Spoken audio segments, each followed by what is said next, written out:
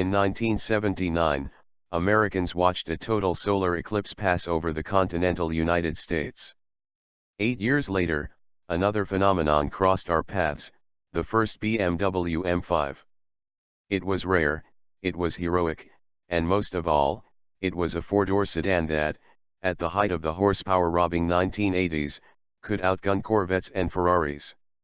For 2018, the G30-based M5 is once again a rolling NASA space station of computers and sensors propelled by a force-fed V8. That should sound impressive, except that 2-ton luxury sedans that accelerate to 60 miles per hour as hard as a McLaren F1 are now normal, everyday occurrences.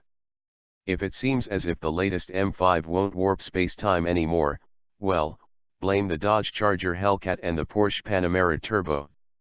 Unlike the regular 5 Series, the 2018 M5 is more of a revolution than its sheet metal suggests. It's the first M5 with all-wheel drive and without an option for a manual transmission. BMW's M xDrive is rear-biased and funnels torque through an electronically controlled limited-slip differential similar to those on the X5M and X6M SUVs.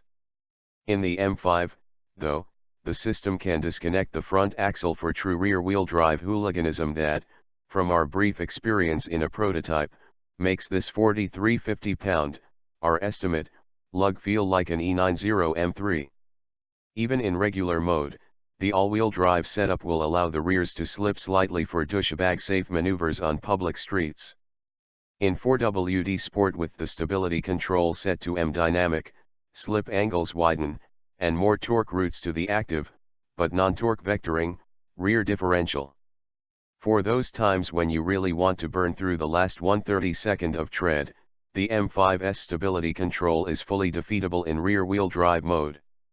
One is the 7-speed dual-clutch automatic transmission shared with the M3, M4, and M6. In its place is a conventional 8-speed automatic that locks its torque converter immediately after launch.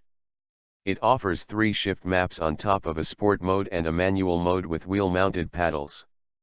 The exhaust uses a new Helmholtz resonator that lightens the entire system by 11 pounds, although we'd invoke the ghost of that German physicist on M's acoustic engineers, who continue to pump digital noise into the cabin. Only now, a button for M sound control allows occupants to fine-tune the fakery.